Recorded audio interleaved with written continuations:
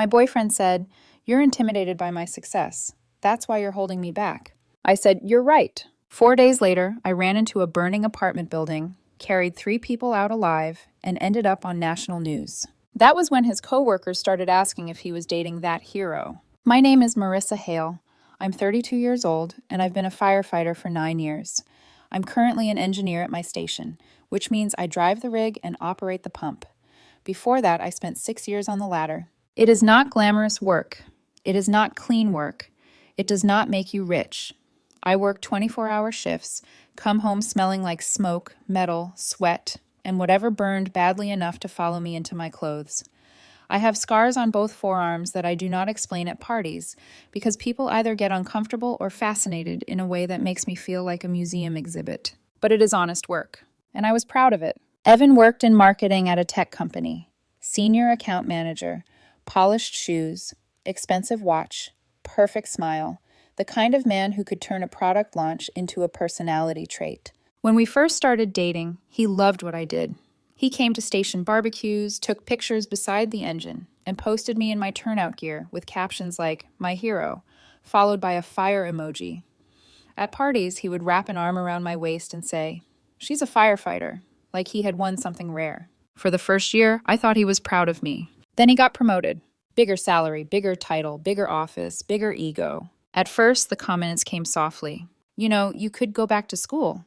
There are leadership programs for women in emergency management. My coworker's girlfriend just moved into corporate risk consulting. Huge salary jump. Then came the line he liked best. "I'm not saying there's anything wrong with what you do. I just think you could want more." More. He said that word like my life was a rough draft. Like running toward burning buildings was a lack of ambition because it did not come with stock options and a conference badge. I tried to laugh it off the first few times. Then I tried to explain. Then I stopped explaining. Because every conversation ended with Evan acting like I was too sensitive and me apologizing for being hurt by something he called practical advice. The real break happened at his VP's dinner party. It was one of those quiet, expensive gatherings where the candles looked organic, the wine had a story, and everyone said fascinating instead of interesting. Before we left, Evan stood in front of the mirror, adjusting his cufflinks. "Wear the navy blazer," he said. I was going to. "And maybe don't lead with the firefighter thing tonight." I looked up from tying my hair back. "What should I say I do?" He smiled like I had asked something unreasonable. "Just say you're in public safety. It sounds more professional." I stared at him. "Firefighter is my job." "I know, babe. I'm just saying, these people are in a different space. They talk about growth, acquisitions, strategy. I don't want you to feel out of place." There it was. Not, "I don't want them to judge you. I don't want you to feel out of place." A kindness-shaped insult. At dinner, I tried. I smiled. I asked questions. I listened to people explain markets I did not pretend to understand. I watched Evan glow under their attention, laughing louder than usual, touching my back only when someone important looked our way. Then the host turned to me. "And what do you do, Marissa?" Evan's hand tightened on my chair. I felt it. The warning. I took a breath and said, "I'm a firefighter." For half a second, Evan's smile froze. The host leaned forward. "Really? That's incredible." He asked about smoke behavior, old wiring, fire extinguishers, and whether those little kitchen ones actually worked. His wife asked if women at the station had to deal with men underestimating them. Someone else asked about the hardest call I had ever taken. I answered carefully. Not too graphic, not too dramatic, just enough. People listened. That should have made Evan proud. Instead, on the drive home, he gripped the steering wheel like I had embarrassed him in front of royalty. "Do you have any idea how that looked?" I turned toward him. "How what looked?" "Everyone else was talking about acquisitions and product launches, and you were describing ventilation patterns." The host asked me. He was being polite. He asked 5 follow-up questions. "That's not the point." "What is the point, Evan?" He exhaled sharply, like he had been waiting months for me to force the truth out of him. "The point is, you're intimidated by my success. That's why you're holding me back." The car went quiet. Even the road noise seemed to disappear. He kept going. "I'm trying to build a life that reflects where I'm going. And you're still in the same job you had in your 20s. I need a partner who matches my ambition, not someone who is content staying exactly where she is." I looked at him then. Really looked. This was not a bad sentence said in anger. This was a belief finally escaping its cage. For months, he had dressed contempt up as concern. He had called shame growth. He had called in security standards, and I had kept trying to love him softly enough that he would stop cutting me with polished words. I let the silence sit for a while. Then I said, "You're right." He blinked. "What?" "You're right," I said again. "You need someone who matches your ambition, and I need someone who doesn't think saving lives is a conversation liability." His face changed. "Marissa, that's not what I meant." "It is exactly what you meant. I'm just saying I want us to grow." "No, you want me to become easier to explain at dinner parties." He laughed once, but there was no humor in it. "You're overreacting. Maybe I was supposed to cry. Maybe I was supposed to defend myself. Maybe I was supposed to promise him I would look into graduate programs, corporate roles, anything that made my life sound cleaner on paper. Instead, I felt something inside me settle. Not break. Settle. When we got back to my apartment, he followed me inside like the argument had reached the part where I apologized. I set my keys on the counter. "I think we should take a break." He stared at me. "Because of one conversation?"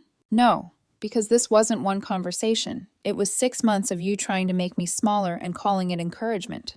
His jaw tightened. "I gave you constructive feedback." "Constructive feedback doesn't include telling your partner her career embarrasses you." For the first time all night, he had nothing sharp ready. Then he grabbed his coat and said he was going to stay with a friend. He paused at the door, waiting for me to stop him. I didn't. That was Thursday. 4 days later, my shift started at 6 in the morning. By that afternoon, we were dispatched to a residential structure fire. Heavy smoke was showing from the second and third floors. A woman was screaming on the sidewalk that her children were still inside. And as I stepped off the rig and pulled my mask over my face, one thought hit me harder than fear. This is the job he was ashamed of. Every firefighter knows how adrenaline works. Your body does not ask how your relationship is going. It does not care if your heart got broken 4 days earlier. It does not care what some man in a tailored jacket said about your worth. It only asks one question. Can you move? And the answer has to be yes. By the time we arrived, black smoke was pushing hard from the building. The woman on the sidewalk was not crying. She was screaming from somewhere deeper than language.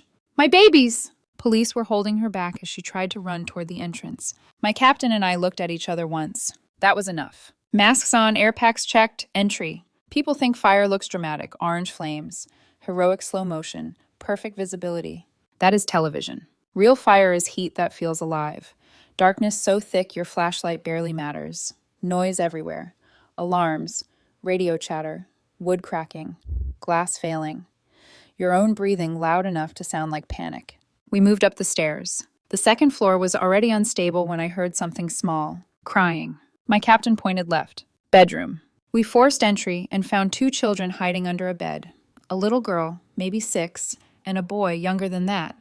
The girl had her arm wrapped around her brother so tightly I thought she might break him. I dropped low. "It's okay, I've got you." She didn't move. So I reached in, pulled the boy first, then the girl. The little boy clung to my gear so hard his fingers hurt through the glove. I carried both down. Their mother collapsed when she saw them. Medics took over. Most people think that is where the story ends. It didn't. A neighbor shouted that an elderly woman was still on the 3rd floor and couldn't walk. My captain looked at me. I was already turning back. The heat was worse on the second entry. The hallway had changed. That is the terrifying thing about fire. A room you crossed 30 seconds ago can become unrecognizable. We found her in a back bedroom, disoriented and barely conscious. Another crew member and I carried her down together.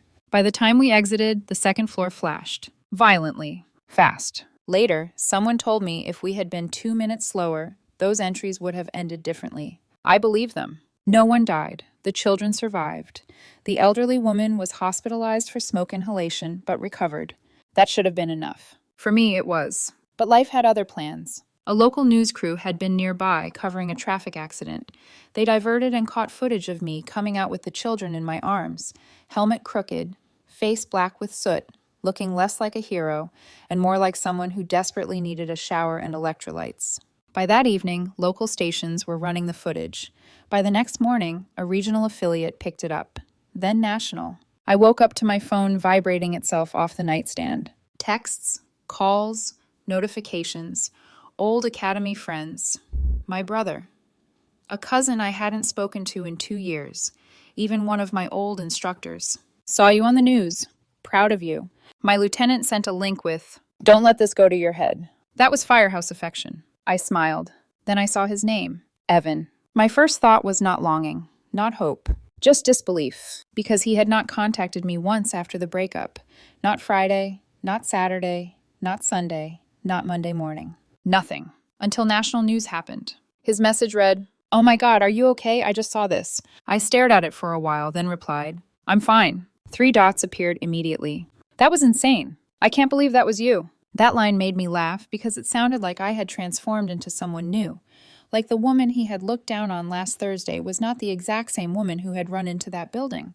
Then, "Can we talk?" I typed, deleted, typed again. Finally sent. "I'm on shift until tomorrow morning." His reply came fast. I was so scared. That sentence sat wrong in my chest because fear implies attachment, concern, care, and I could not stop hearing his voice in the car. "You're holding me back." That night, after shift, the adrenaline finally crashed. That part never makes the news. No one films the quiet locker room, the shaking hands, the exhaustion that lands all at once, the strange emptiness after your body realizes it survived. I sat there for 20 minutes just staring at my boots. Then I went home, showered, slept almost 14 hours, and woke up Wednesday evening to something worse than an awkward text. Evan had posted about me. Not privately, publicly. Instagram story, news clip reposted. With the caption, "When your girlfriend is literally a hero." I stared at it. His girlfriend. Interesting. Because 4 days earlier, my job had made me socially embarrassing. Now I was suddenly relationship material again. Then a mutual friend texted me. Did you and Evan get back together?" I replied, "No." Her answer came immediately. "Then why is he telling everyone at work you're together?" That was when I learned the real story. Apparently one of his coworkers recognized me from old photos and asked, "Wait, are you dating that firefighter from the news?" And Evan, the same man who wanted me rebranded as public safety, said yes. Not just yes, he performed. Talked about how terrified he had been, how proud he was, how he always knew I was extraordinary, how hard it was loving someone who risks her life. I actually laughed. Not because it was funny. Because sometimes the audacity becomes so ridiculous your brain rejects normal emotional responses. Then Evan texted again. "People at work keep asking about you. My VP wants to meet you. You should come to our next happy hour." I read that one 5 times. The same VP, the same world, the same people I supposedly embarrassed him in front of. Now I was useful. Now I was impressive. Now I fit. I finally replied, "I thought I wasn't supposed to talk about the firefighter thing." 3 dots. Then, LOL, that was different. I was nervous that night. Different. Of course it was different, because now I made him look good. I locked my phone and set it face down. For the first time since the fire, I felt something colder than exhaustion. Clarity. The building had nearly collapsed, but somehow what hurt more was realizing exactly who Evan had always been. I wish I could say that was the moment I stopped caring, that once I saw what he was doing, every feeling I had for him disappeared. But heartbreak does not work that cleanly. The hardest part about being betrayed by someone you loved is not realizing they lied. It is realizing some version of them once felt real. For a moment, I almost wanted to believe him. Not the performance, not the social media version, but the possibility that seeing what happened at that fire had genuinely changed something in him. That maybe fear had stripped away his ego. That maybe watching me nearly die had forced him to understand what my job actually meant. That hope lasted less than 24 hours. The next evening, Evan showed up at my apartment unannounced, carrying takeout from my favorite Thai place. Smiling with the kind of casual confidence people wear when they assume the story is already bending in their favor. He stepped inside, set the food on the kitchen counter, leaned in to kiss my cheek, and said softly, "I missed you." I took 1 step back. That was enough to change the atmosphere. His smile faltered. "Come on," he said, trying to laugh it off. "Are we really still doing this?" "Doing what?" "This fight." I looked at him carefully. "Which fight?" He frowned. "The stupid one. The one where you told me my career embarrassed you." "That's not what I said." "The one where you said I was holding you back because I wasn't ambitious enough?" His jaw tightened. I was upset. "No," I said calmly. "You were honest." That landed harder than yelling would have, because anger gives people something to fight. Calm forces them to hear themselves. Evan changed tactics immediately. His voice softened.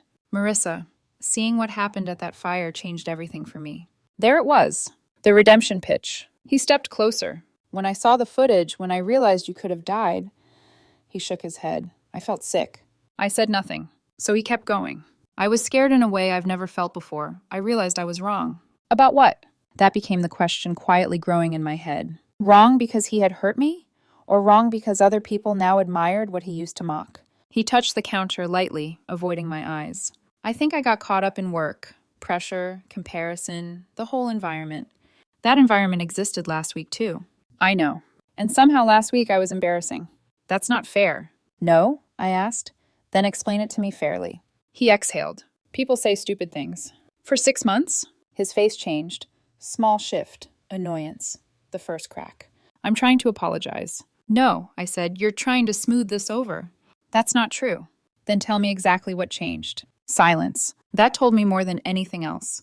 Because if this had truly been emotional awakening, the answer would have come instantly. Instead, he searched for one. Finally, he said, I saw how brave you were. I nodded slowly. So bravery made me acceptable. That's not what I said. Then what did you say? He ran a hand through his hair. This doesn't have to be a cross-examination. It does if you want me to trust you. He laughed sharply. Jesus, Marissa. There he was. Not the remorseful boyfriend. The impatient version.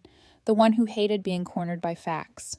I leaned against the counter and said quietly, 4 days ago, you wanted me professionally rebranded because firefighter sounded too blue-collar for your VP's dinner. Today your coworkers think you're dating a national news hero. That's different. I smiled.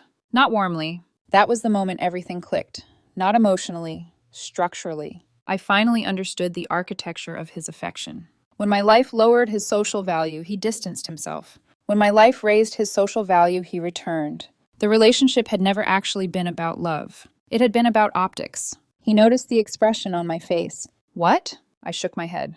You don't miss me. That's ridiculous. No, you miss how this looks. His expression hardened.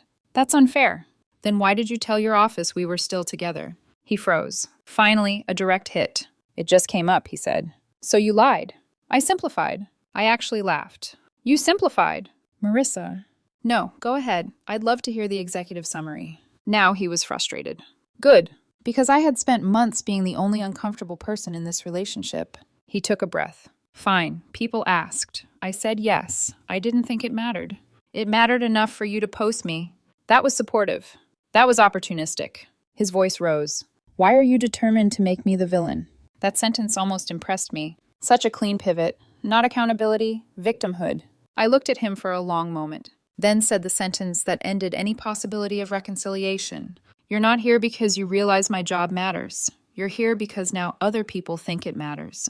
Silence. Heavy silence. His eyes flicked away first. That was all the confirmation I needed. He tried one final tactic. Tears. Not dramatic ones. Frustrated ones. The kind that show up when someone realizes the performance is collapsing. I love you. Maybe once, some version of him believed that. But love without respect curdles into possession. And possession is not intimacy. I shook my head. No, you love being able to define my worth. That's not true. Then why did you only come back when strangers started applauding? He had no answer. Finally, he grabbed the takeout bag. Petty, almost childish. I can't do this. I nodded. I know. He stopped at the door, still expecting me to stop him, still believing there was a version of this where I softened. There wasn't. After he left, my apartment felt unbelievably quiet. I thought that would feel lonely. Instead, it felt honest. But Evan wasn't finished. Because some people can accept rejection, and some people immediately begin rewriting the story. So rejection becomes something that happened to them. For a few days, things were quiet. Too quiet. I went back to work, took my shifts, tried to let the emotional static settle. The media attention had already started fading, which honestly was a relief. News cycles move fast. One dramatic story replaces another, and the world forgets you far quicker than people imagine. That suited me perfectly. I did not want interviews. I did not want internet fame. I wanted normal. But Evan wanted something else. The first signs came through mutual friends. A paramedic friend of mine called one evening sounding amused. Quick question, he said. Should I be congratulating you on becoming a celebrity? I laughed. Not unless celebrities smell like diesel and smoke. Then his tone shifted. Evan's been talking. That sentence immediately changed something in my chest. Talking how? Apparently you've changed. According to him, the media attention got to your head.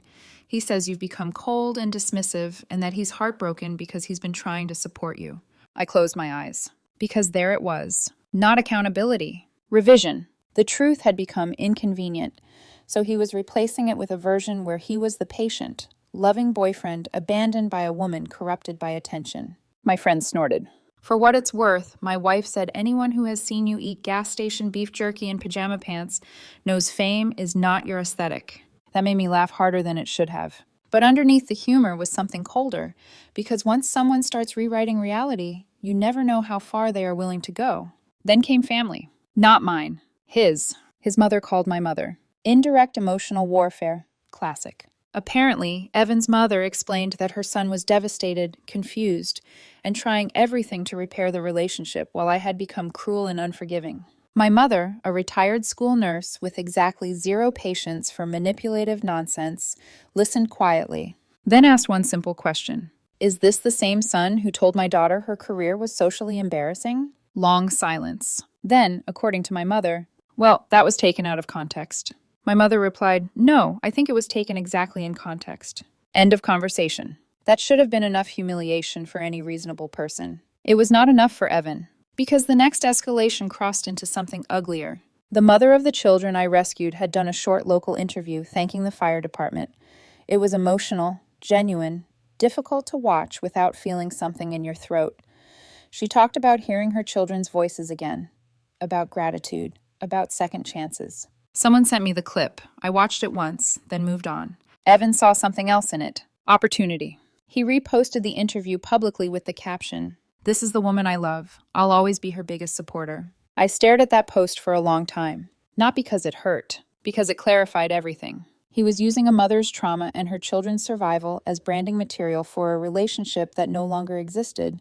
That was the moment something inside me shifted permanently. Not anger. Something cleaner. Final. I called him. He answered immediately. Of course he did. He probably thought I was finally softening. Marissa, take the post down. Silence. Then confusion. What? The post with the mother and her children. Why? I laughed once. Not kindly. Because those are real people, Evan. I was being supportive. No, you were performing support. That's unfair. Is it? Yes. I kept my voice calm. That seemed to unsettle him more than yelling would have. You are using a woman whose children almost died to make yourself look emotionally devoted. That is not what this is. Then explain what it is. I care about you. Then care privately. Silence again. He switched tone, defensive now. You don't get to control what I post. You're right, I don't. But if you keep using me, that fire, or those families as part of whatever image management campaign you're running, I will tell every single person who asks exactly what happened. Now he was quiet for a different reason. Real quiet. Because suddenly the power dynamic had changed. No abstraction, no implication. Clear consequence. The dinner party, I said. Silence. The public safety comment. Silence. The speech about how I was holding you back. Nothing. Then finally, you wouldn't? I don't want to, I said. But I will. Within the hour, the post disappeared. I should have assumed that meant the lesson landed. Instead, it only meant Evan was changing strategy. A few days later, my lieutenant called me into his office. Not urgently, but seriously. That distinction matters. I sat down. He folded his hands. Do you know someone named Evan? I already felt my stomach tighten. Yes. He contacted one of our probationary firefighters. I blinked. What? My lieutenant slid his phone across the desk. Screenshots. Instagram messages. From Evan. Friendly tone. Concerned tone. Fake concern. Asking whether I had been acting strangely at work. Whether I seemed emotionally unstable after the fire.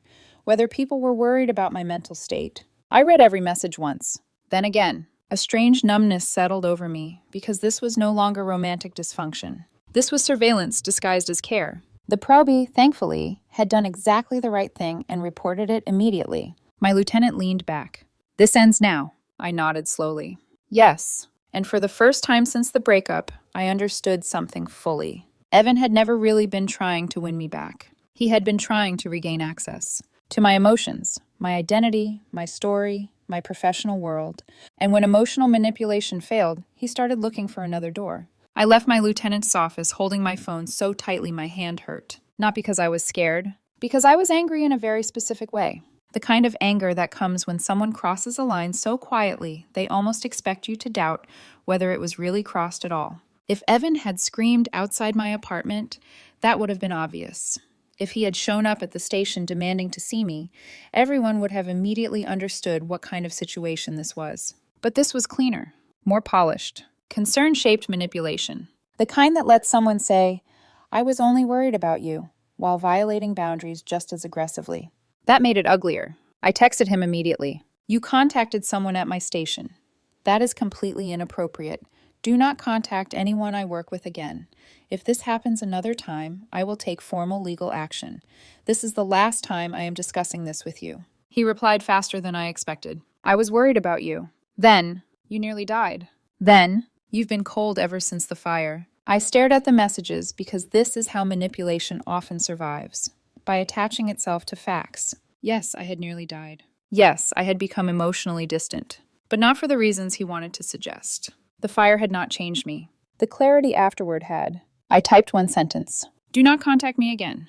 Then I blocked him. Phone, Instagram, Facebook, email, everywhere. It should have felt dramatic. Instead, it felt administrative, like locking a door after realizing someone keeps pretending they still live there. For the first time in weeks, I thought maybe that was the end. I was wrong. Because people who lose direct access sometimes shift to indirect pressure. And sure enough, mutual channels began lighting up again. Friends, acquaintances, even people I barely knew. Different wording, same theme. Evan's really struggling. He says you're being harsh. He just wants closure. Maybe he deserves one conversation. Closure. That word gets abused so often. Closure is not a right granted to the person who caused harm.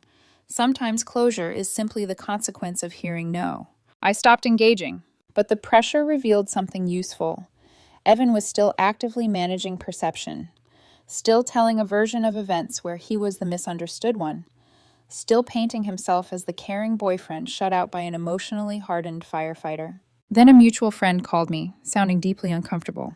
Hey, she said carefully, I feel weird telling you this. Then it's probably worth telling me. Pause. Evan's been saying the fire changed you. I laughed once. Meaning, he tells people you became emotionally detached after the rescue. That trauma made you push everyone away, that he's been trying to help. There it was. The new storyline. Not ambitious boyfriend ashamed of his firefighter girlfriend. Now he was the patient man trying to support a traumatized woman who refused help. It was clever in a disgusting kind of way because concern is socially easier to sell than vanity. And if people believed that version, his behavior looked compassionate instead of invasive. I asked, do you believe him? No. That answer came instantly. I appreciated that. Then she added, but some people might.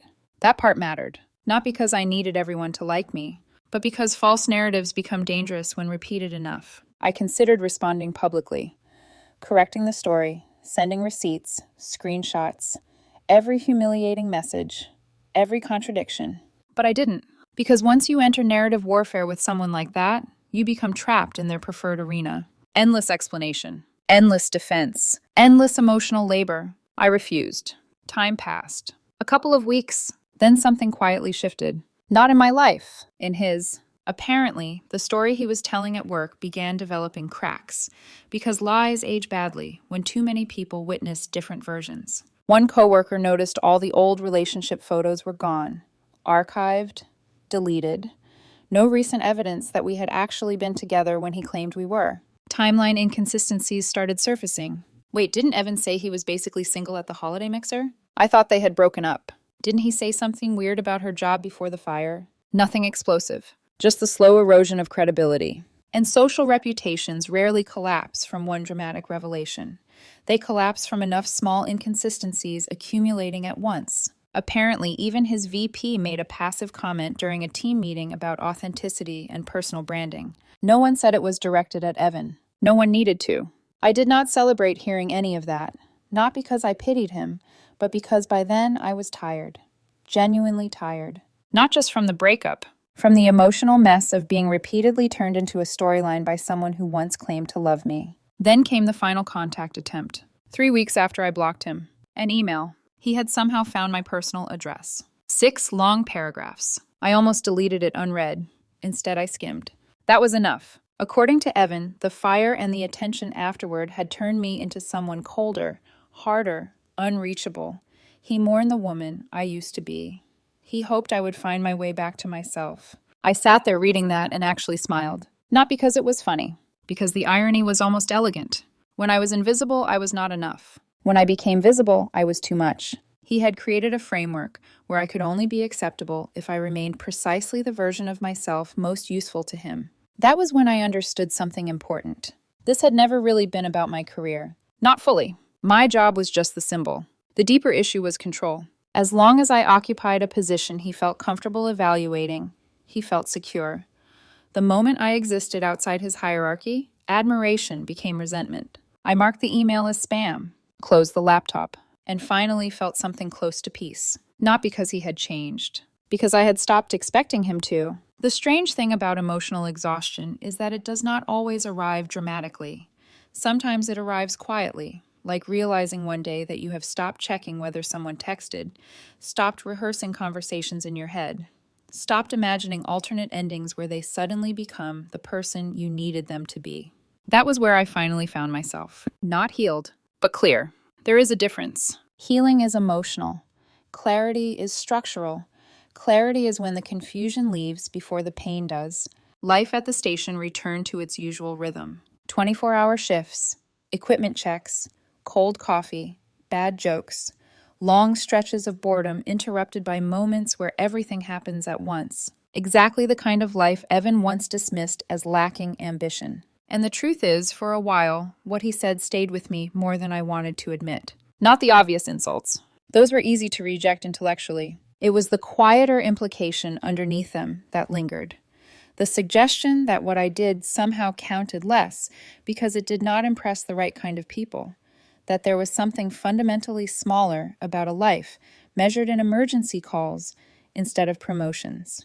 That kind of judgment is dangerous precisely because part of you knows it is ridiculous, and another part still wonders whether hearing it from someone you loved made it true. That is how emotional damage works, not by convincing you with logic, by creating tiny fractures in certainty. And certainty takes time to rebuild. One afternoon, about a month after everything happened, I was cleaning out my locker between calls when I found something tucked behind an extra pair of gloves. A folded piece of paper, crayon drawing. A fire truck with wildly disproportionate wheels, bright orange flames that looked more cheerful than threatening, and a stick figure with yellow hair that I assumed was supposed to be me. Underneath, written in painfully uneven letters, "Thank you for saving us. You were brave." I sat there holding that drawing much longer than I expected, because in a single childish sentence, everything became incredibly simple again. No performance, no branding, no status language, no social hierarchy, no curated narrative. Just truth. A child had almost died. Now she had not. That was it. That was the entire equation. A few days later, the children's mother came by the station with homemade chocolate chip cookies, the kind that never survive long in a firehouse. She thanked everyone, but when she looked at me, something in her expression made me look away for a second. Not because it was uncomfortable, but because gratitude that's sincere can feel overwhelming. She hugged me so tightly I almost laughed. Then said quietly, "I will never forget what you did." I did not know how to answer that. Because firefighters are not trained for gratitude. We are trained for logistics, procedure, pressure, movement. People think courage feels dramatic. Most of the time it feels procedural. You move because someone needs moving. You act because action is required. The emotional meaning usually arrives later when the noise is gone. After she left, my captain walked past, grabbed a cookie, took one bite, and said, "Don't get emotional. It's weird." That was his version of affection. I smiled, and for the first time in weeks, the smile felt effortless. A reporter called the station around that same time, asking whether I wanted to do a follow-up interview about the rescue. I declined. Not because I was bitter, because I genuinely had no interest. The story was over, at least the public version. I had not run into that building to become inspirational content. I had done my job. That was enough. And that phrase mattered more than I realized. That was enough. Because for months, maybe longer, I had quietly absorbed the idea that enough was conditional. Enough if the salary was higher. Enough if the title sounded cleaner. Enough if the right executives approved. Enough if my life photographed well. But standing in that station, holding a child's crayon drawing, I understood how absurd that framework had always been. Value is not determined by who applauds loudest. Importance is not measured by cocktail party admiration. And love that requires you to become more socially convenient is not love. It is negotiation. I heard through mutual friends that Evan started dating someone new. A woman in corporate finance, apparently. Polished. Predictable. Perfect for the version of himself he wanted reflected back at him. I felt nothing. Not satisfaction, not jealousy. Nothing. That was how I knew I was done. People sometimes assume closure arrives with dramatic speeches or emotional final confrontations. It usually does not. More often, closure arrives when someone's opinion loses the ability to reorganize your inner world. That was the ending I needed. Quiet. Ordinary. Honest. Last week, I opened my locker again before shift. The drawing was still there. The cookie box lid, too. I keep both. Not because I need reminders. Because some reminders are worth keeping anyway. Evan once made me feel like what I did was something to soften, rename, or explain more elegantly. But every time I suit up, every time the alarm goes off, every time someone somewhere is having the worst day of their life and my crew rolls out to meet it, I know exactly who I am. I am not intimidating. I am not embarrassing. I am not lacking ambition. I am a firefighter, and that was always enough.